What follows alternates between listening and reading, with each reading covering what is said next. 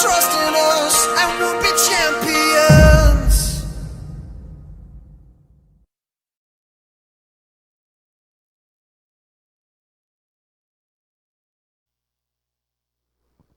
Boa noite, 14 de junho de 2019.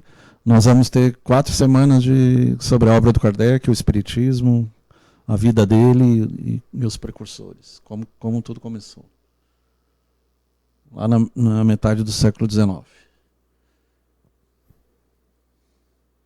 Então, Allan Kardec, vida e obra. Esse aí é lá do SlideShare, é um material de Portugal, União de Cultura Espiritualista, Olhão, o céu, Algarve, Portugal. É lá onde o pessoal está indo com mais de 50 anos, que é muito boa qualidade de vida. Roque Souza, 18/6/2008. ocel.org. www.ocel.org. Então, os fenômenos espirituais ou espiritualistas, ou espiritistas. Desde o começo dos tempos, então, os fenômenos espiritualistas sempre houveram. A mediunidade está em todas as religiões, não importa a sua religião, tem mediunidade. Tem pessoas que têm dom, que se chama profetas, senhores intermediários ou médios. Em 1847, em Hydesville, na pequena cidade do estado de Nova York, aconteceram, numa casa de madeira de uma família protestante, batidas. Antes disso, 100 anos antes, na Suécia, Swedenborg, e nos Estados Unidos, Andrew Jackson Davis, já falavam em cidades espirituais, anjos, demônios, visualização de anjos e demônios. Protestantes. Lembrando que o Livro dos Espíritas, os caras que assinam é Tomás de Aquino, Sócrates, Platão, Agostinho, Frei Luís não, o São Luís, então a maioria católicos.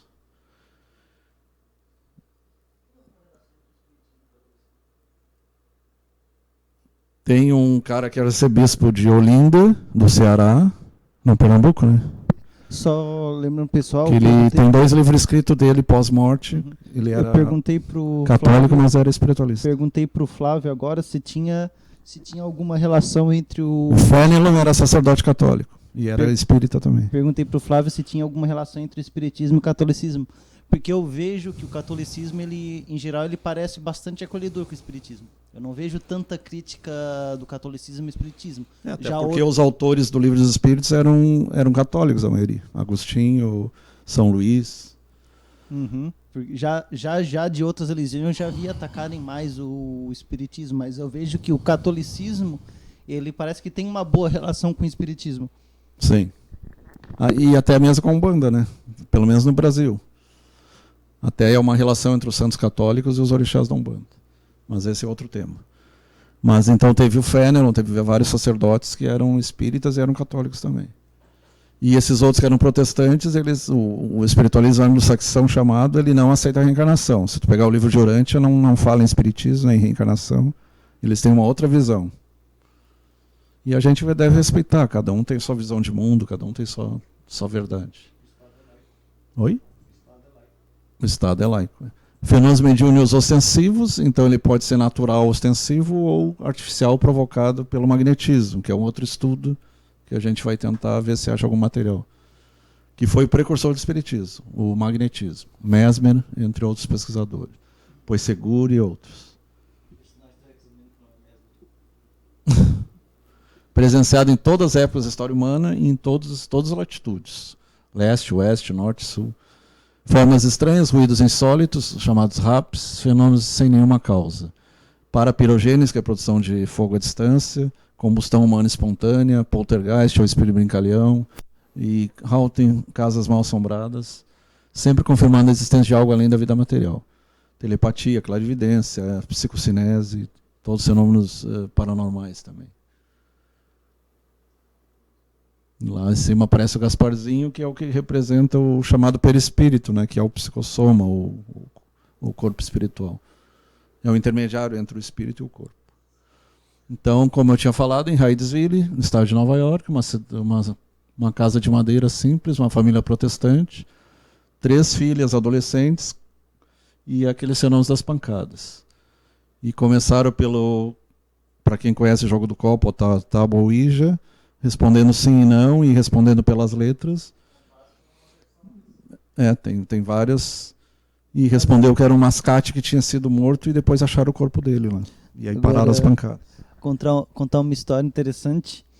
Eu nunca participei da brincadeira do compasso na escola, mas eles faziam.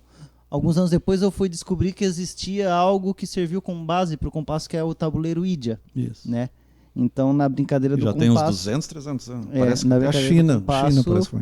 Na brincadeira do compasso já teve ocasiões que eram feitas perguntas e o compasso respondia exatamente. Os judeus já tinham as pedras Urim e Tumim. Então os povos primitivos, até os povos de Moisés já trabalhavam.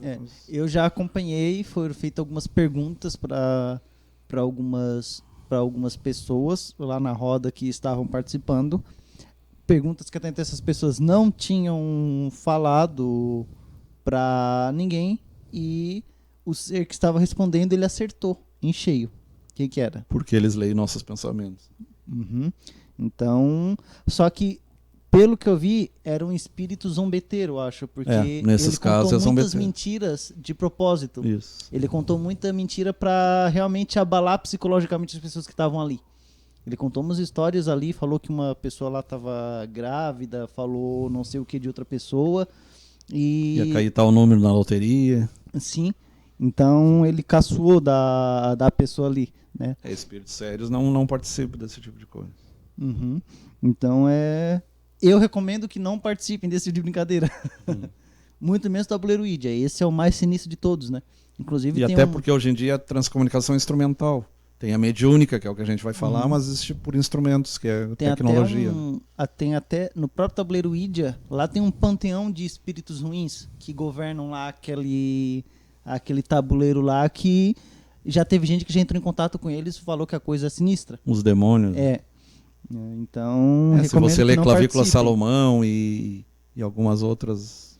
Uns nem eram de Salomão, tá? Se fossem de Salomão, podia fugir dali, porque eu sei que era o Salomão, ele escreveu... Tem o Ars Goetia, que é 72 demônios. Tem 72 demônios e cada um deles é mais sinistro que o outro, pelas descrições históricas, né? Descrições que a gente encontra em relato bíblico, em relato de livro antigo e tudo mais, né? Então é uma coisa que não se deve brincar, né? Eu gosto de filme de terror. Para quem não sabe, o bode expiatório é de Azazel. Azazel é um dos demônios. O livro de Enoque fala o nome dos demônios. Eu gosto de filme de terror, fantasia, essas coisas, mas quando chega algo que realmente ele põe em contato com algo que tu sabe que não é fantasia, algo que é real, eu passo longe. Tinha uma série na TV aberta que falava, era sobre casas assombradas, era bem pesado mesmo. Eu gostava de detetives psíquicos, são pessoas que ajudam a polícia a localizar pessoas desaparecidas, bem interessante. Lá nos Estados Unidos eles usam, aqui no Brasil não é usado. Até porque as pessoas são falhas, né? As pessoas podem falsificar, assim como os espíritos podem falsificar também. Quem é que está ali? Então, arranhaduras, simples batidas, raps, arrastar de móveis, barulhos. Muitas vezes não conseguiam dormir. E quando eles acharam o corpo desse mascate, Charles Rosman, aí as pancadas cessaram. Era uma maneira de ele avisar, eu estou aqui, me enterraram aqui. 31 de março de 1848, é considerado o início do Espiritismo.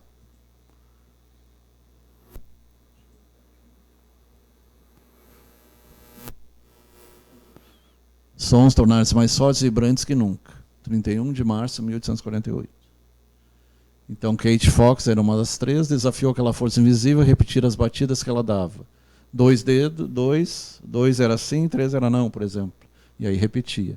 Esse desafio foi imediatamente respondido, cada pedido da menina é logo atendido com um novo 1. Você é um espírito? Aí ele batia assim, e aí ia respondendo, pelo número de batidas. A princípio sim e não, né? Outros usam o código Morse, algum outro código. Aquela estranha inteligência invisível disse então que era um espírito e tinha sido assassinado naquela casa. Era esse Charles Rosman. Era um vendedor ambulante.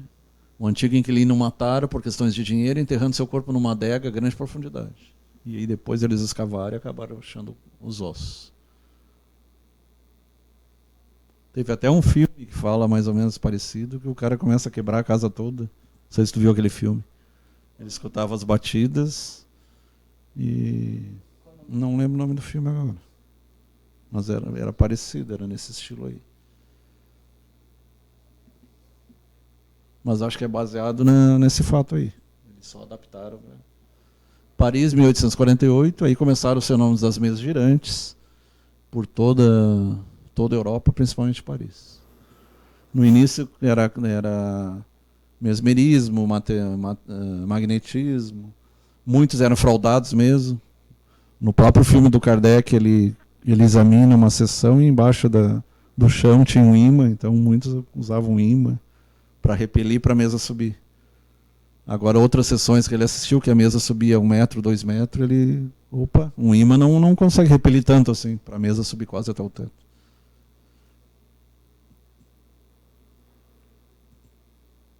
Então,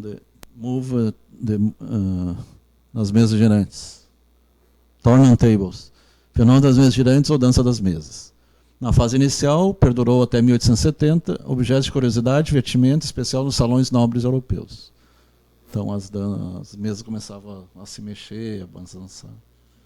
Só que eles levavam aquilo de uma maneira brincalhona, né? Então várias pessoas impunham as mãos e a mesa levantava. E respondia as perguntas também.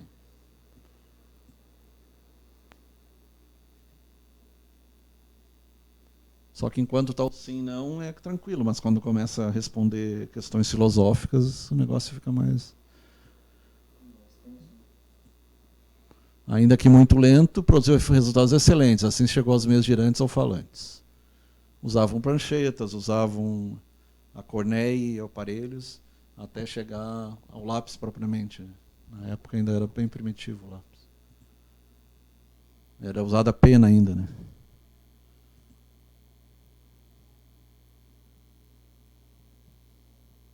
As mesmas movidas em todos os sentidos, giravam no ar, giravam sobre o dedo dos experimentadores, sem que se descobrisse qual a causa tais movimentos. E o Kardec, como ele era cético, ele começou, mas a mesa não tem cérebro, não tem nervos, como é que ela pode responder perguntas? Tem que ter uma inteligência por trás disso. Aí ele começou a se aprofundar. E começou a fazer perguntas. Não existe magia de animação do objeto? Depois de 2 convites que ele se negou, aí o cara diz, não, a nossa reunião é séria, inclusive ele tinha uma pilha, umas 300 folhas já, tudo isso aqui a gente já tem de resposta, o nosso trabalho é sério.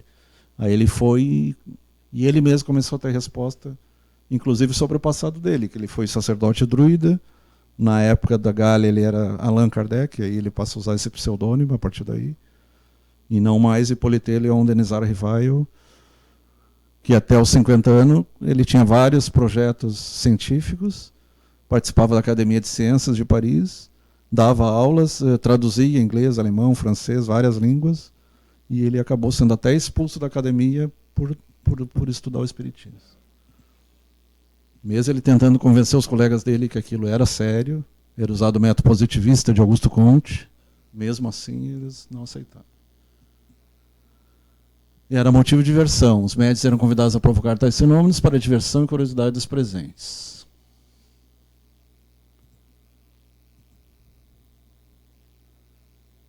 O filme do Kardec é muito bom, quem não foi, vale a pena, mesmo que não seja espírita, para entender qual as circunstâncias da época, como é que ele fez, a ajuda que teve da esposa, a ajuda que teve das médiums, 2 adolescentes, mais uma outra já adulta.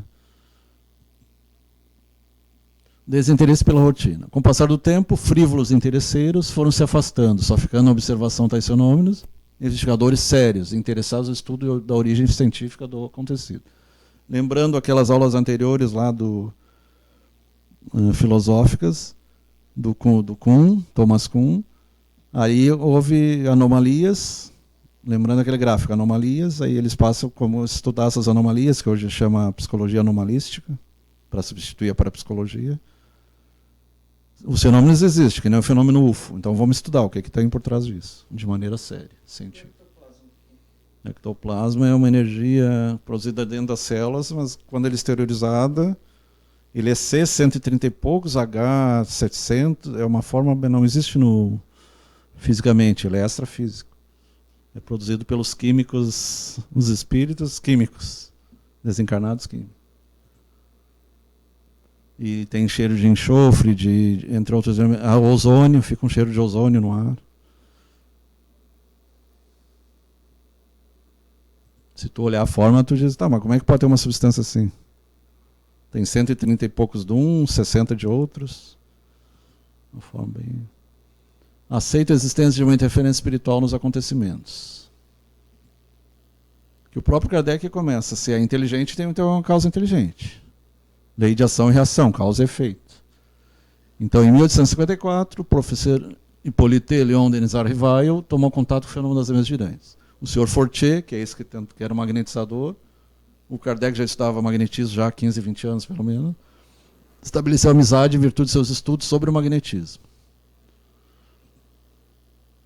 E aí ele começou a participar. E eu entrevia naquelas aparentes utilidades de passatempo que faziam daquele fenômeno qualquer coisa de sério, como que a revelação de uma nova lei resolvia estudar a fundo. Esse é o verdadeiro espírito científico. Vou estudar, não vou simplesmente dizer isso não existe, ou isso não vai contra o status quo.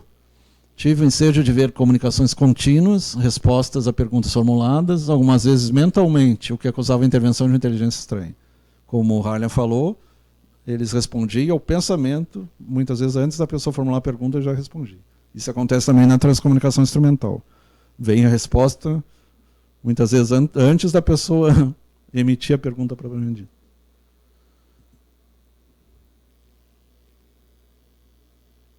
Efeito inteligente, causa inteligente. Tudo uso da lógica, né? Aquela lógica lá do Aristóteles. Um dos pontos de partida da doutrina. Tinham duas explicações na época.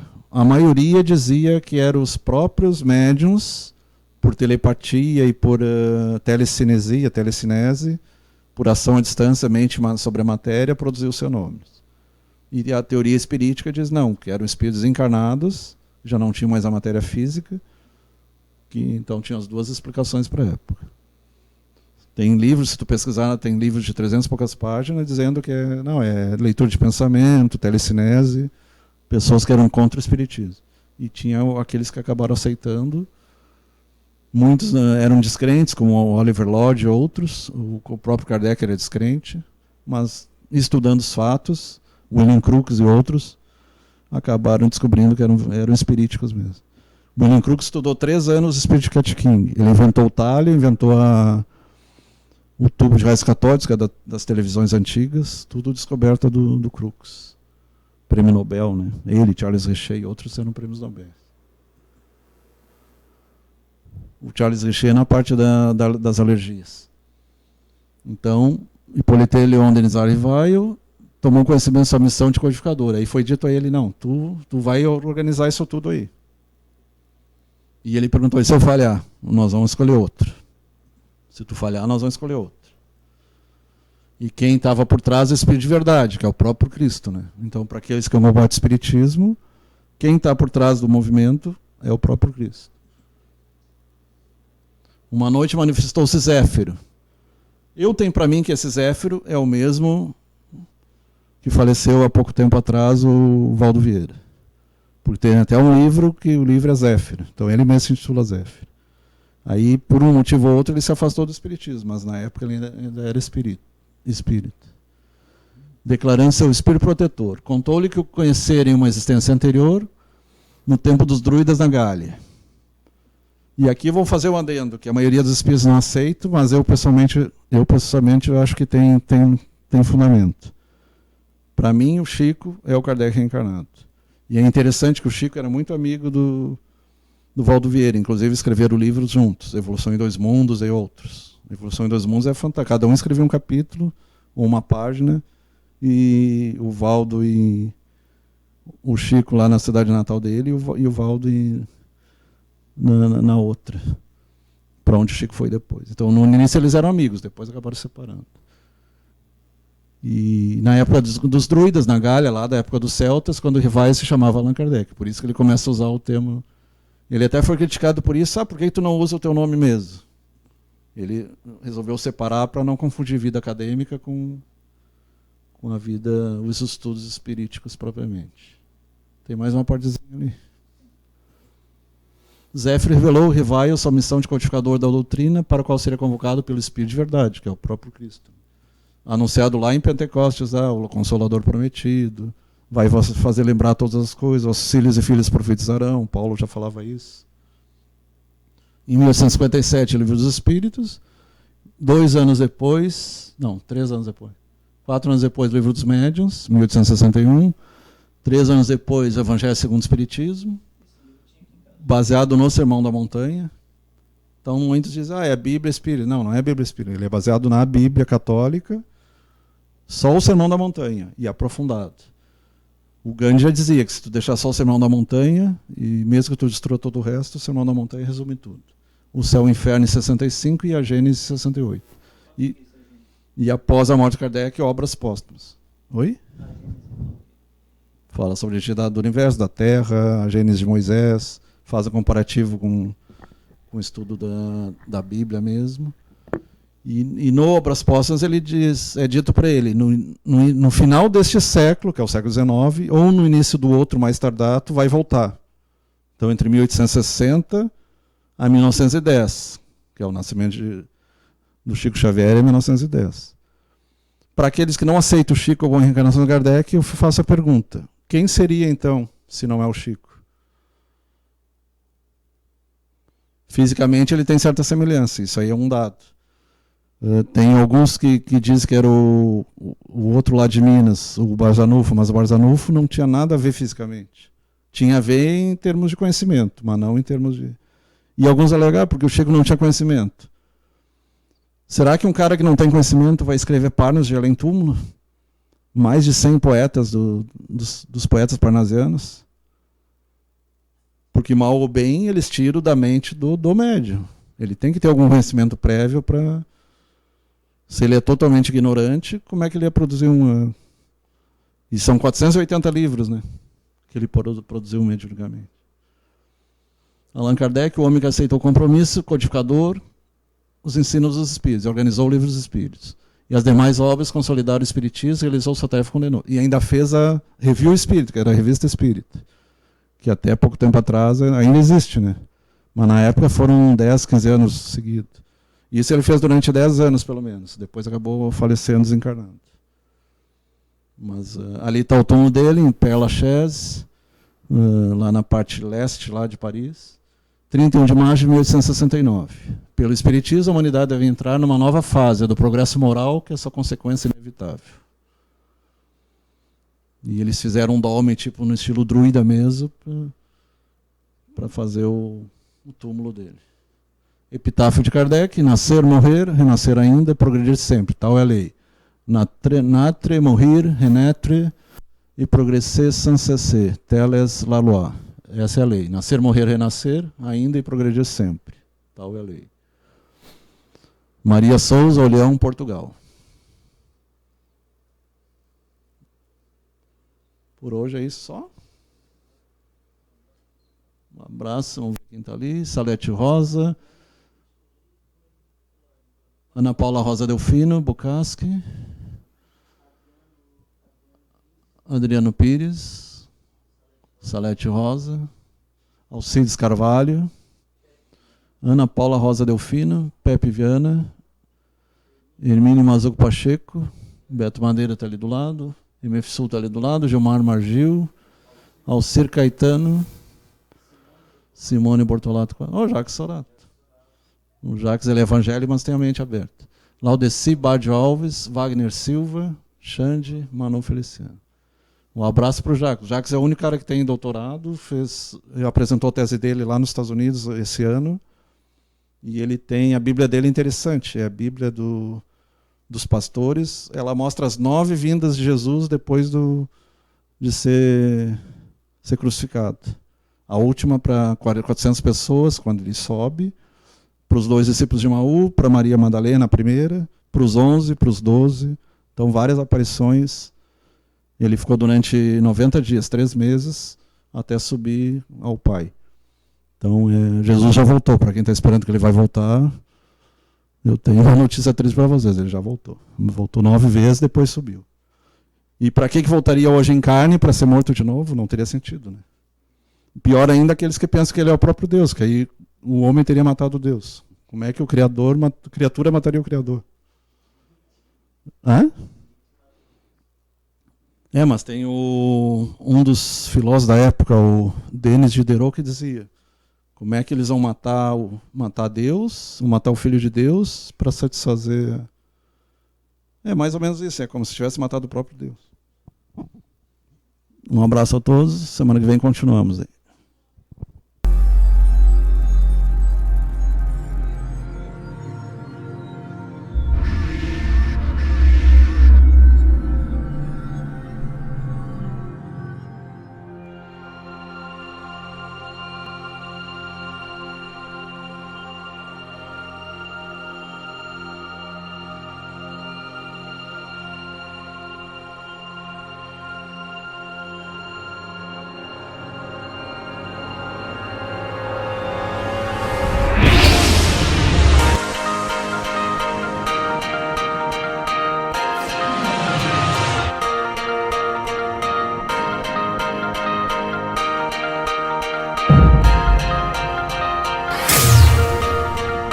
So put your trust in us and we'll be champions.